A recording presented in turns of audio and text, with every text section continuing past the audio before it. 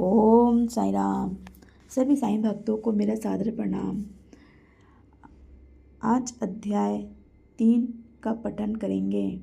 अध्याय 3 में बताया गया है कि श्री साईं बाबा की स्वीकृति, आज्ञा और प्रतिज्ञा, भक्तों को कार्य समर्पण, बाबा की लीलाएं, ज्योति स्तंभ स्वरूप, मात्र प्रेम, रोहिला की कथा, उनके मधुर आत्म उपदेश, ये सब वर्णन किया गया है अध्याय 3 में। हम प्रारंभ करते हैं। श्री साईं बाबा की स्वीकृति और वचन देना। जैसा कि गत अध्याय में वर्णन किया जा चुका है, बाबा ने सच्चरित्र लिखने की अनुमति देते हुए कहा कि सच्चरित्र लेखन के लिए मेरी पूर्ण अनुमति है। तुम अपना मन स्थिर कर मेरे वचनों में श्रद्धा रखो और निर्भय होकर कर्तव्य पालन करते रहो। यदि मेरी लीलाएं लिखी गई तो अविद्या का नाश होगा तथा ध्यान व भक्तिपूर्ण श्रवण करने से दैहिक बुद्धि नष्ट होकर भक्ति और प्रेम की तीव्र लहर प्रभावित होगी, और जो इन लीलाओं की अधिक गहराई तक खोज करेगा उसे ज्ञान रूपी अमूल्य रत्न की प्राप्ति हो जाएगी। इन वचनों को सुनकर हेमांड पंत को अति हर्ष हुआ और वे निर्भय हो गए। उन्हें दृढ़ विश्वास हो गया कि अब कार्य अवश्य ही सफल होगा। तब बाबा ने श्यामा की ओर दृष्टिपात कर कहा, जो प्रेम पूर्वक मेरा नाम स्मरण करेगा मैं उसकी समस्त इच्छाएं पूर्ण कर दूंगा। उसकी भक्ति में उत्तर वृद्धि होगी। जो मेरे चरित्र और कृत्यों का श्रद्धापूर्वक गान करेगा उसकी मैं हर प्रकार से सदैव सहायता करूंगा। जो भक्तगण हृदय और प्राणों से मुझे चाहते हैं उन्हें मेरी कथाएं श्रवण कर संभवतः प्रसन्नता होगी। विश्वास रखो कि जो कोई मेरी लीलाओं का कीर्तन करेगा उसे परम आनंद और चिर संतोष की उपलब्धि हो जाएगी। यह मेरा वैशिष्ट्य है कि जो कोई अन्य भाव से मेरी शरण आता है, जो श्रद्धापूर्ण मेरा पूजन, निरंतर स्मरण और मेरा ही ध्यान किया करता है, उसको मैं मुक्ति प्रदान कर देता हूँ। जो नित्य प्रति मेरा नाम स्मरण और पूजन कर मेरी कथाओं और लीलाओं का प्रेम पूर्वक मनन करते हैं, ऐसे भक्तों में सांसारिक वासनाएं और अज्ञान रूपी प्रवृत्तियां कैसे ठहर सकती है। मैं उन्हें मृत्यु के मुख से बचा लेता हूँ। मेरी कथाएं श्रवण करने से मुक्ति हो जाएगी। अतः मेरी कथाओं को श्रद्धापूर्वक सुनो, मनन करो। सुख और संतोष प्राप्ति का सरल मार्ग ही यही है। इससे श्रोताओं के चित्त को शांति प्राप्त होगी, और जब ध्यान प्रगाढ़ और विश्वास दृढ़ हो जाएगा तब अखंड चैतन्य घन से अभिन्नता प्राप्त हो जाएगी। केवल साईं साईं के उच्चारण मात्र से ही उनके समस्त पाप नष्ट हो जाएंगे। बोलो श्री साईनाथ महाराज की जय। अभी हमने श्री साईं बाबा की स्वीकृति का वचन देना वर्णन किया। अब हम करते हैं भिन्न भिन्न कार्यों की भक्तों को प्रेरणा। साईं बाबा ने कैसे भिन्न भिन्न कार्यों की भक्ति की प्रेरणा दी। भगवान अपने किसी भक्त को मंदिर मठ, किसी को नदी की तीर पर घाट बनवाने, किसी को तीर्थ पर्यटन करने और किसी को भगवत कीर्तन करने एवं भिन्न भिन्न कार्यों की प्रेरणा देते हैं, परंतु उन्होंने मुझे साईं चरित्र लेखन की प्रेरणा की। किसी भी विद्या का पूर्ण ज्ञान न होने के कारण मैं इस कार्य के लिए सर्वथा अयोग्य था, अतः मुझे इस दुष्कर कार्य का दुस्साहस क्यों करना चाहिए। श्री साईं महाराज जी की यथार्थ जीवनी का वर्णन करने की सामर्थ्य किसे है। उनकी कृपा मात्र से ही कार्य संपूर्ण होना संभव है। इसलिए जब मैंने लेखन प्रारंभ किया तो साईं बाबा ने मेरा अहम नष्ट कर दिया और उन्होंने स्वयं अपना चरित्र रचा। अतः इस चरित्र का श्रेय उन्हीं को है, मुझे नहीं। जन्मतः ब्राह्मण होते हुए भी मैं दिव्य चक्षु विहीन था, अतः साईं चरित्र लिखने में सर्वथा अयोग्य था, परंतु श्री हरि कृपा से क्या संभव नहीं है। मुख भी वाचाल हो जाता है और पगु भी गिरिवर चढ़ जाता है। अपनी इच्छा अनुसार कार्य पूर्ण करने की युक्ति वे ही जाने। हारमोनियम और बंसी को यह आभास कहाँ कि ध्वनि कैसे प्रसारित हो रही है, इसका ज्ञान तो वादक को ही है। चंद्रकांत मणि की उत्पत्ति और ज्वार भाटे का रहस्य मणि अथवा उदधि नहीं वरन शशि कलाओं के घटने बढ़ने से ही निहित है। बोलो साईनाथ महाराज की जय। अब अध्याय 3 में हम दूसरे भाग्य पे जाते हैं। बाबा का चरित्र ज्योति स्तंभ स्वरूप। यहाँ उल्लेख किया गया है कि समुद्र में अनेक स्थानों पर ज्योति स्तंभ इसलिए बनाए जाते हैं जिससे नाविक चट्टानों और दुर्घटनाओं से बच जाए और जहाज को कोई हानि न पहुँचे। इस भाव सागर में श्री साईं बाबा का चरित्र ठीक उपयुक्त भांति ही उपयोगी है। वह अमृत से भी अति मधुर और सांसारिक पथ को सुगम बनाने वाला है। जब वह कानों के द्वारा हृदय में प्रवेश करता है तब दैहिक बुद्धि नष्ट हो जाती है और हृदय में एकत्रित करने से समस्त कुशिकाएं लोप हो जाती हैं। अहंकार का विनाश हो जाता है तथा बौद्धिक आवरण लुप्त होकर ज्ञान प्रकट हो जाता है। बाबा की विशुद्ध कृति का वर्णन निष्ठापूर्वक श्रवण करने से भक्तों के पाप नष्ट होंगे, अतः यह मोक्ष प्राप्ति का भी सरल साधन है।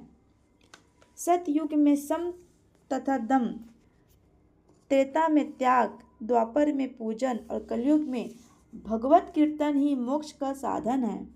यह अंतिम साधन चारों वर्णों के लोगों के को साध्य भी है। अन्य साधन योग, त्याग, ध्यान धारण आदि आचरण करने में कठिन है, परंतु चरित्र तथा हरि कीर्तन का श्रवण तो अत्यंत सुलभ है। केवल उन पर ध्यान देने की ही आवश्यकता है। कथा श्रवण और कीर्तन से इंद्रियों की संभाविक विषय शक्ति नष्ट हो जाती है और भक्त वासना रहित होकर आत्म साक्षात्कार की ओर अग्रसर हो जाता है।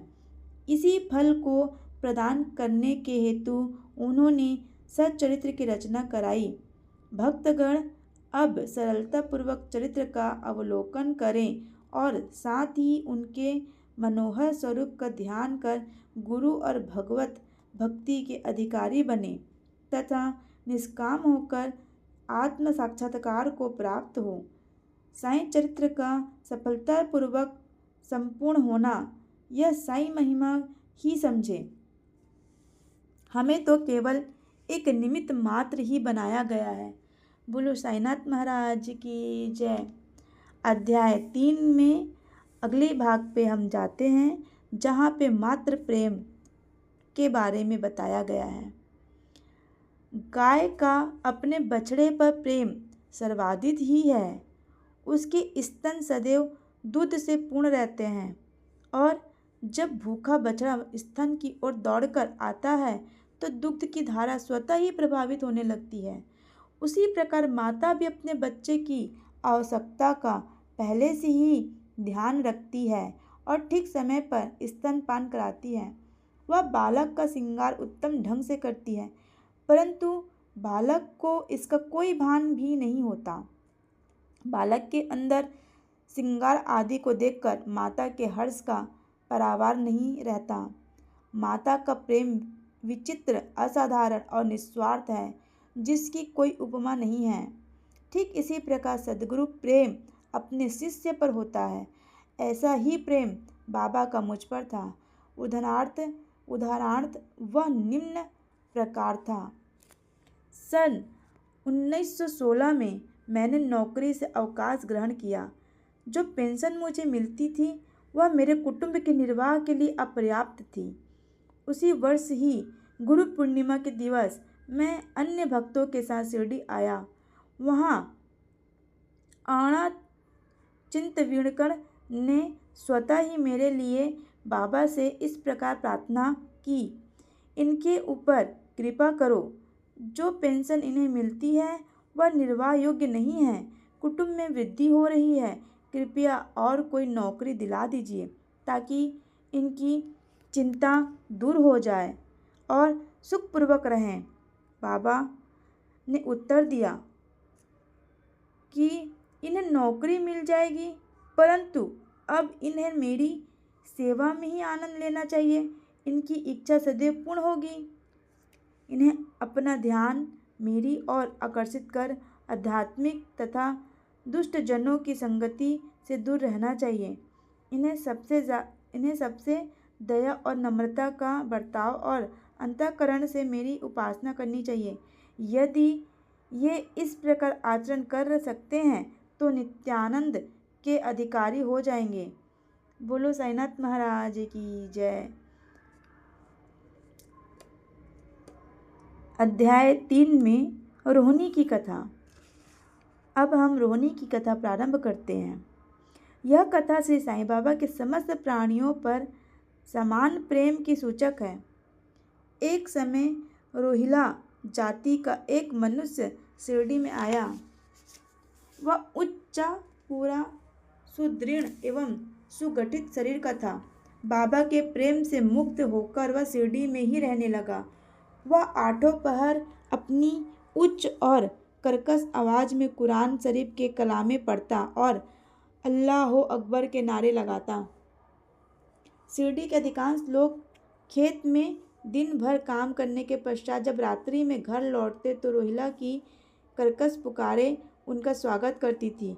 इस कारण उन्हें रात्रि में विश्राम न मिलता था, जिससे वे अधिक कष्ट और असुविधा का अनुभव करने लगे। कई दिनों तक तो वे मौन रहे, परंतु जब कष्ट असहनीय हो गया तब उन्होंने बाबा के समीप जाकर रोहिला को मना कर इस उत्पाद को रोकने की प्रार्थना की। बाबा ने उन लोगों की इस प्रार्थना पर ध्यान न दिया। इसके विपरीत गांव वालों को आड़े हाथों लेते हुए बोले कि वे अपने कार्य पर ही ध्यान दें और रोहिला की ओर ध्यान न दें। बाबा ने उनसे कहा कि रोहिला की पत्नी बुरे स्वभाव की है और वह रोहिला को तथा मुझे अधिक कष्ट पहुंचाती है, परंतु वह उसके कलमों के समक्ष उपस्थित होने का साहस करने में असमर्थ है और इसी कारण वह शांति और सुख में है। यथार्थ में रोहिला की कोई पत्नी न थी। बाबा का संकेत केवल कुविचारों की ओर था। अन्य विषयों की अपेक्षा बाबा प्रार्थना और इस आराधना को महत्व देते थे। अतः उन्होंने रोहिला के पक्ष का समर्थन कर ग्रामवासियों को शांतिपूर्वक थोड़े समय तक उत्पात सहन करने का परामर्श दिया। ओम साई राम। साईं बाबा के अध्याय 3 में अब हम जाते हैं बाबा के मधुर अमृत उपदेश का हम इसमें वर्णन करते हैं। बाबा के मधुर अमृत उद्देश्य का वर्णन। एक दिन दोपहर की आरती के पश्चात भक्तगण अपने घरों को लौट रहे थे। तब बाबा ने निम्नलिखित अति सुंदर उपदेश दिया। तुम चाहे कहीं भी रहो, जो इच्छा हो सो करो, परंतु यह सदैव स्मरण रखो कि जो कुछ तुम करते हो वह सब मुझे ज्ञात है। मैं ही समस्त प्राणियों का प्रभु और घट घट में व्यापत हूँ। मेरे ही उदर में समस्त जड़ व चेतन प्राणी समाये हुए हैं। मैं ही समस्त ब्रह्मांड का नियंत्रण करता एवं संचालक हूँ। मैं ही उत्पत्ति, स्थिति व संहार करता हूँ। मेरी भक्ति करने वालों को कोई हानि नहीं पहुँचा सकता। मेरे ध्यान की उपेक्षा करने वाला माया के पास में फंस जाता है। समस्त जंतु, चींटियाँ तथा दृश्यमान, परिवर्तनमान और स्थायी विश्व मेरे ही स्वरूप हैं। इस सुंदर तथा अमूल्य उपदेश को श्रवण कर मैंने तुरंत यह दृढ़ निश्चय कर लिया था कि अब भविष्य में अपने गुरु के अतिरिक्त अन्य किसी मानव की सेवा न करूँगा। मुझे नौकरी मिल जाएगी। बाबा के इन वचनों का विचार मेरे मस्तिष्क में बार बार चक्कर काटने लगा। मुझे विचार आने लगा, क्या सचमुच ऐसा घटित होगा? भविष्य की घटनाओं से स्पष्ट है कि बाबा के वचन सत्य निकले और मुझे अल्पकाल के लिए नौकरी मिल गई। इसके पश्चात मैं स्वतंत्र होकर एकचित्त से जीवन प्रयत्न बाबा की ही सेवा करता रहा।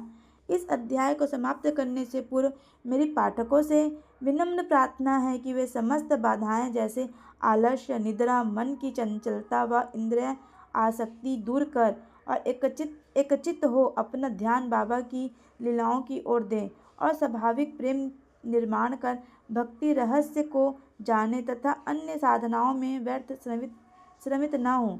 उन्हें केवल एक ही सुगम उपाय का पालन करना चाहिए और वह है श्री साईं लीलाओं का श्रवण। इससे उनका अज्ञान नष्ट होकर मोक्ष का द्वार खुल जाएगा। जिस प्रकार अनेक स्थानों में भ्रमण करते हुए भी लोभी पुरुष अपने गड़े हुए धन के लिए सतत चिंतित रहता है, उसी प्रकार श्री साईं को अपने हृदय में धारण करो। अगले अध्याय में श्री साईं बाबा के शिरडी आगमन का वर्णन होगा। श्री सद्गुरु साईनाथ महाराज की जय। ओम साई राम। सभी साईं भक्तों को मेरा सादर प्रणाम।